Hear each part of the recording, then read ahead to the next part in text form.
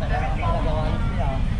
Kapag salita ng pahirap, sir. Hindi kasi yung resibo na yan, kwarta na yan. Para ka naman hindi galing sa gobyerno. Alam ko pero hindi ako ganyan, hindi ako ganyan. Kapag magsalita ng ganyan, wala kang patunay, sir, ha? Puro ganyan lang yung implement nyo. Kapag magsalita ng ganyan sa amin, sir, nagsiservisyo lang din kami, sir. Oo nga, pero dapat kausapin mo, sa one side parking daw. Paulit-ulit lang tayo, sir, eh. Sinasabi ko, sir, wala nga pero abala rin sa amin yan, yung kaya nga kita inulit, sir, tayo nakasagabal ka. Tingnan nyo muna yung parking policy dyan. Wala nga, sir, eh. Kung kayo dumating, wala pa, malis ka dito. Oo, pakita na lang ng video, may video naman eh. Dalawa, para isang beses. Before 5 minutes, before titikitan. After 5 minutes, itotow. Kaya dumating kami dito, before 5 minutes, tinikitan.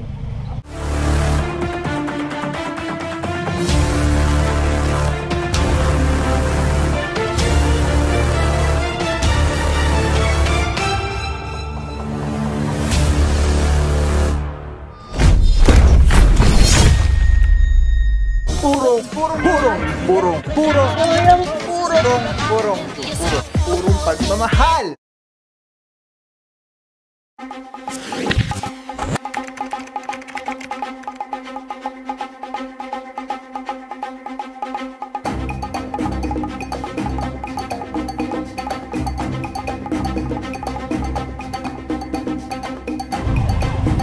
What is up guys, mababaw yung puro magana, puro Naga Street.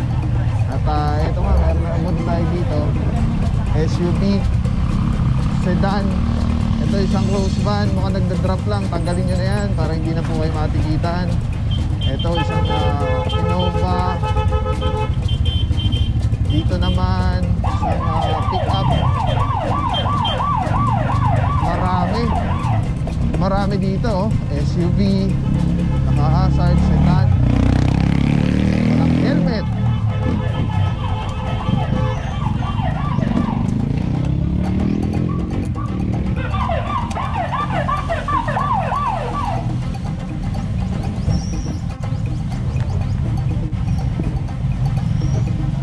Lungsod Quezon, mga puro, sama natin TTMD, Tikasi Paggaling, Sir Dexter Cardenas.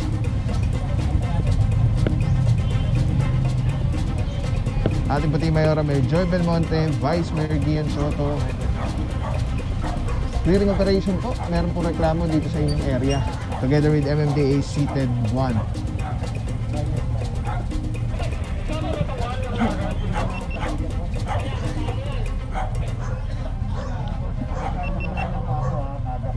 Sir, kuha mo na ng driver's license mo kasi yung bigyan natin ng 5 minutes grace period sa inyo on go. After 5 minutes, sir, itotow natin ito. Binibigyan lang kita ng 5 minutes para surrender driver's license. Alright mga puro, yan ang ating OIC Officer Francisco. At ito nga, naabutan natin, nakakulang po pa yung kanyang SUV. So patikit na lang po kaysa mataw pa yung sakyan. Dito naman sa kabila mga puro, ang dami oh. Sama nandito, Officer Arugay. Morning, bossing. Good morning. Sa sedan, hatchback, SUV, sedan, SUV. May driver, titikita na lang pag may lumabas ng driver. Pag wala naman na orasan, 5 minuto. Pag wala lumabas na driver within 5 minutes, subject for impound. Ay mga puro, na makikita natin dito na talagang may problema dito sa area. Kasi unang-una, makikita nyo, double parking na. Talagang ito na lang yung dadaanan, yung gitna. Mga puro, sama na dito, sa Parama. Good morning, bossing. Saludo. Tiger 373. Grabe kabila doon, ang dami. Yung kapilaan niya, pre. Naorasan na po lahat ito. Visual lang po natin ang ticket sa lahat. Naglitan po siya, puhay ka lang. Alert siya. Ay mga puro, ito, papatiket na lang, may lumabas ng driver.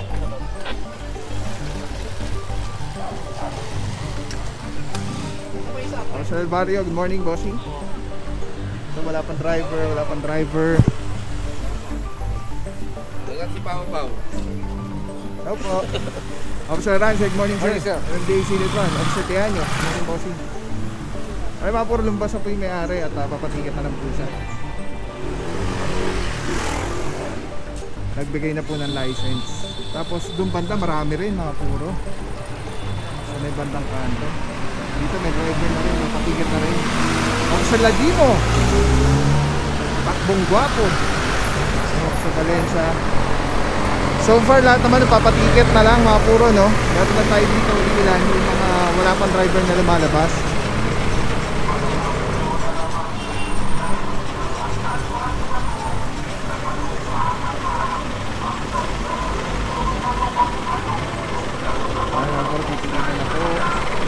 Tignan nyo gano'n kasigit yung area mga puro. Lalo na dun yung sa double parking. May pa tayo dun mga puro sa kanyang harapan.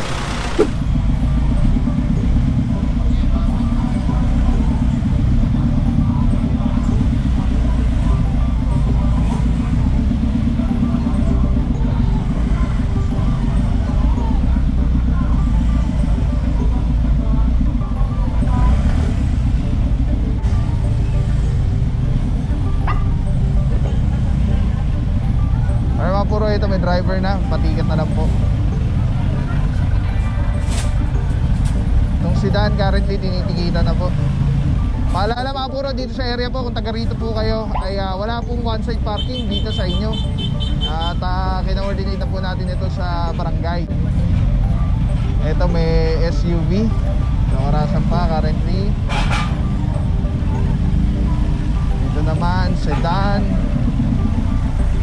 Then pagdating dito sedan, van, Naga Street po. Ayan, tanggalin nyo na po bossing bago pa ma-post yan at yung matikitan po yung sakyan.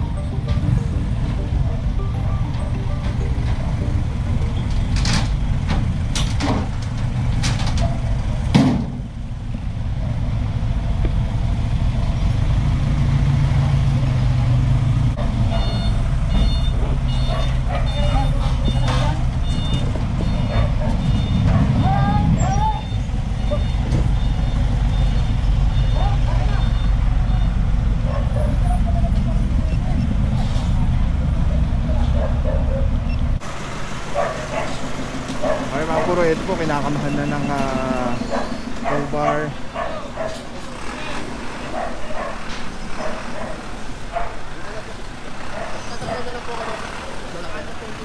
Dito po nakikita na.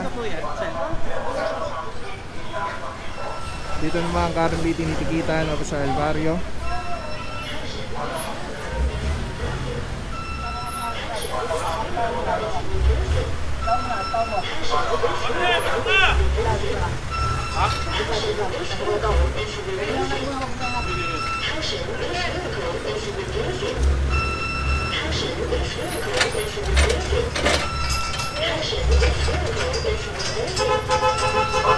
Ito po, ito yung mga una. Ayan, kinakamana po. 5 minutes sa kuya tayo.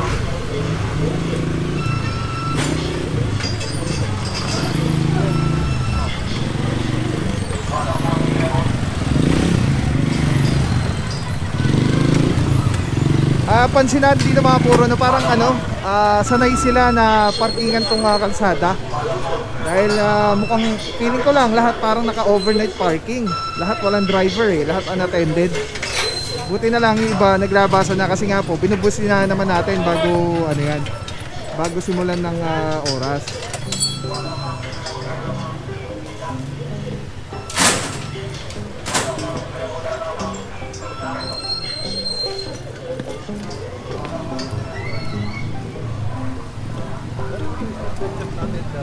Paano nyo tutukusin, magkano, yan yung po lahat makikita. I-click nyo lang po yung sa inyo na yan sir, sa inyo na po yan.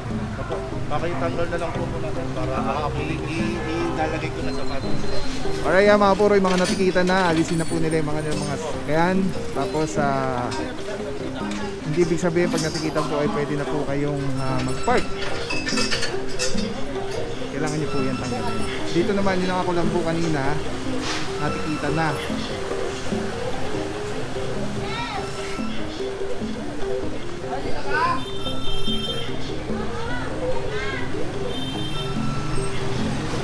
Ito naman, siguro walang helmet.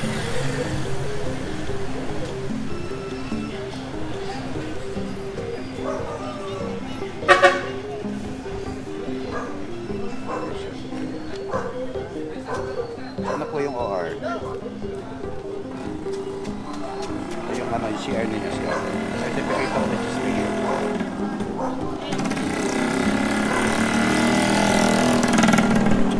Okay, mapuro hanap na yung ORCR. Kita na po yung San Francisco.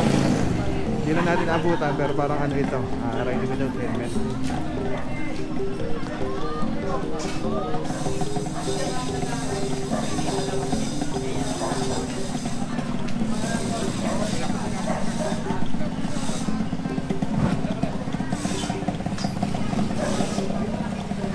Puro team leader natin ng MMDA Seal Advance, si Officer Martin. Officer Martin, good morning sir. Good morning. Saludo bossing. And dito naman, natanggal na, natikita na po sila. Ito, ayan, hihilahin na po. Officer De La Rama, kasama namin dito. Good morning bossing.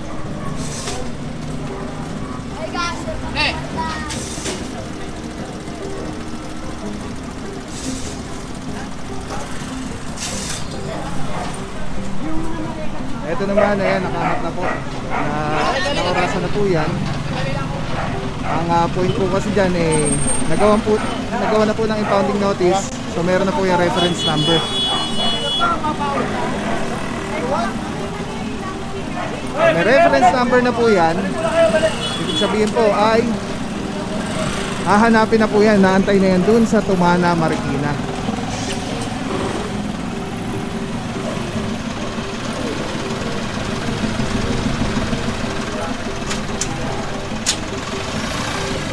Ganyan mga puro, napakasikip ano? Sige, double parking pa.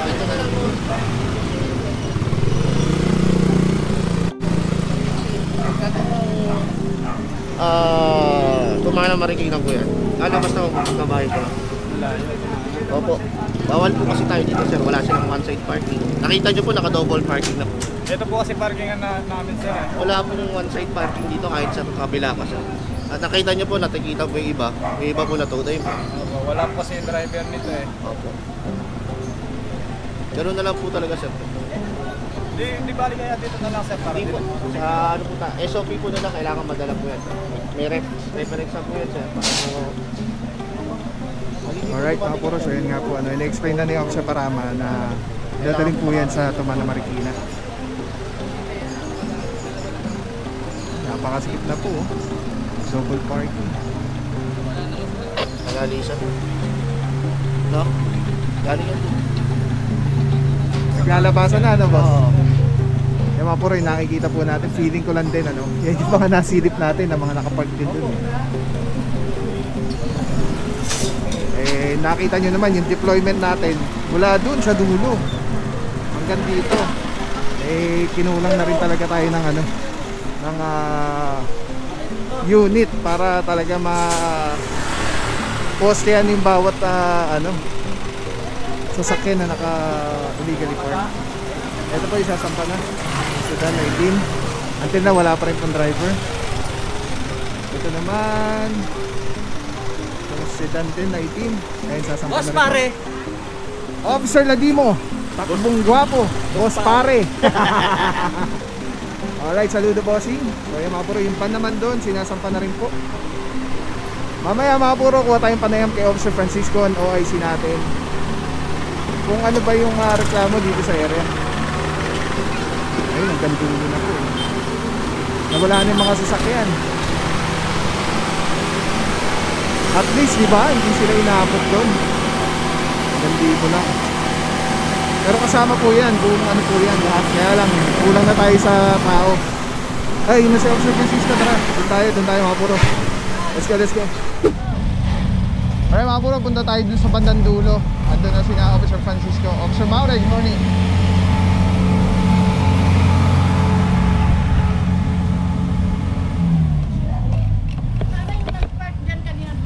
Ito medyo ano, nakaalis yung mga iba rin dito. Kaya okay na yun kaysa nahuli pa sila.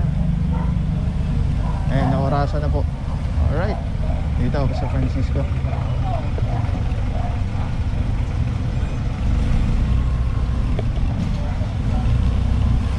Silipin lang muna natin lahat. Dapat pala kanina sinilip na natin lahat, no? Ay, nag-aalisan na sila. Dito wala na, malinis na.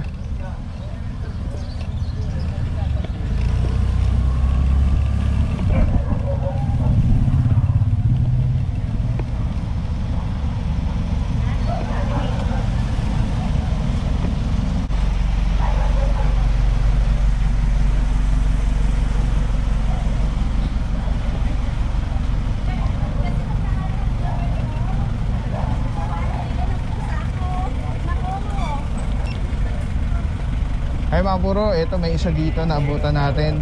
Ticket na lang po dahil driver naman. Picture mo na ba? Saglit na po sir, susulat ko lang po ang detalye. Okay. Dati kayong retirado. Oh, hindi na kailangan yan.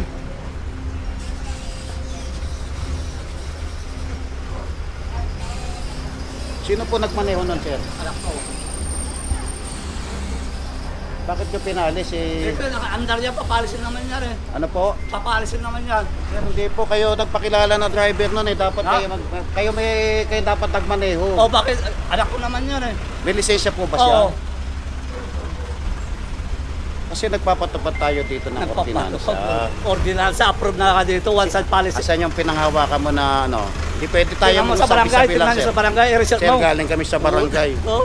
Katunayan, ito yung taga-barangay. Oh, wala bang dito, one side parking? Wala bang one side parking dito? Hindi na pag-usapan yung hindi ko namin alam. Tinumaka ko lang. Oh, bakit hindi nyo alam? Inapprovean ng barangay dito. Dapat may hawak ka din. Hindi ko na hinawakan, silang may hawak, yung mga barangay. Kasi sinamalag namin sila. Oo nga, pero ipakita nyo yung ordinansa. Wala nga ordinansa rito. Walang ordinansa? Resolution pa lang Pero yun. kung Resolution, approve na yun. Bago nag-pandemic tayo dito. Asa nga, para Hindi maniwala mo ako dapat sa'yo. kailangan, tignan mo sa barangay. Wala nga eh.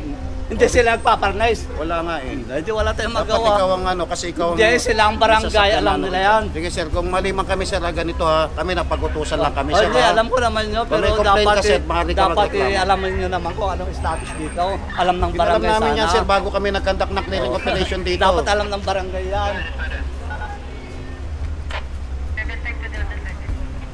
Tayo, nagkakahirapan tayo dito pag ganyan laging ginagawa. Pati yung mga MMDA. Oh. Dapat kasi sasakyan natin nasa garahe sir. Ha? O ga, bago Sir, alam mo ba yun yung rules na yun sir? Bago Hanggang kayo sasakyan natin mag-implement nasa na ganyan. garahe. Hindi, wala pa yon. Dapat sana Huwag mo ibahin sir, ang tanong ko sa iyo, ang dapat sasakyan natin sana nasa garahe. bago sila bibili, mayroon silang paradahan. Kaya nga, Oh, sasakyan mo nasaan ba? nandito. Sa kalsada. Oh. Oh, Bawal. pero may parking, may one side parking. Wala nga eh. Yan ang kumain natin dyan. Tawagin ko yung provider. Oo, pero tawagin ito.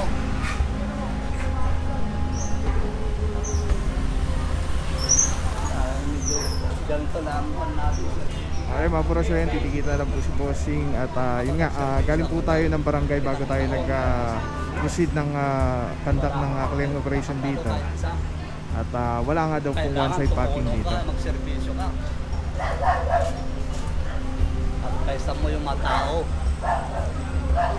Sir, sa parte na to sir, hindi ka nakakaservisyo rito sir, nakakasagabal ka rito sir. Ano na? Eh may parking policy nga dito, one side parking.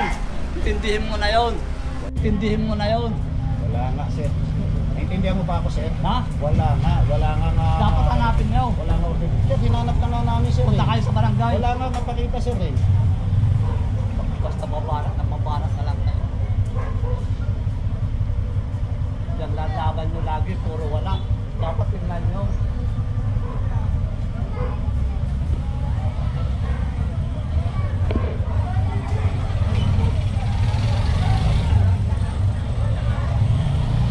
Alright, kaya nga po tayo may kasamang barangay is para i-guide tayo kung saan may mga one side parking. And unfortunately, dito nga po sa area, Naga Street, wala po silang one side parking.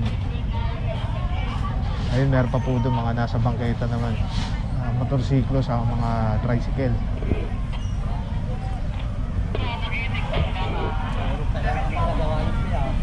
Kung magsalita ng pahirap sir, Hindi kasi yung resibo na yan, porta na yan. para ka naman hindi galing sa gobyerno. Alam sir, ko, pero hindi ako ganyan, hindi ako ganyan, hindi ako ganyan. Kung magsalita ng ganyan, wala kang patunay sir ha. Puro ganyan lang yung implement nyo. Kung magsalita ng ganyan sa amin sir, nagsiservisyo lang din kami Oo sir. nga, pero dapat kausapin mo Magsalita ng ganyan, sir. sa one side parking daw. Paulit-ulit lang tayo sir eh. Sinasabi ko sir, wala nga Pero abala rin sa amin yan, yung kaya nga kita inulit sir, dapat tayo ang kaisan mo nakasagabal ka. Tingnan nyo muna yung parking policy dyan. Wala nga sir eh. Oo. Mali man kami sir, mali ka mag-complain sir. Hindi na ako, abala lang yun. Kaya na nga sinasabi ko sir, parang hindi pa marami sinasabi sir. Wala naman yan. Parang hindi ka galing sa servisyo. Wala ako sa servisyo. Wala ka Sa servisyo ako. gobyerno. Lumalinis. Wala ka tiwala sa May nahuli kami, hindi nagalaw. Ako, ilang beses ako napalaban. Kaya nga eh. Retirado kang nagservisyo sa gobyerno, wala kang tiwala sa gobyerno, sir. Walang tiwala, pero advisean nyo yung matawag serbisyo kayo, hindi kayo ganyan, makahuli. Sir, nasa gobyerno ka rin nung araw, sir. Oo nga, pero na-advisean ko, tinuturo ako ng magandang gawin. Hindi yung huli. Sumusunod lang kami, sir. Sumusunod lang kami sa Sumusunod, pero may one-side parking ka. Sir, paulit-ulit lang tayo, sir. Wala nga eh. Ay, sasabihin ko, sir, kung mali ito, pwede mo naman i-reklamo. Tawag na. Sige na, sir.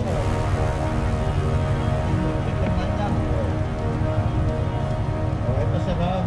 Ano ito, i-reklamo, i-settle, sir, ha. Before 10 working days,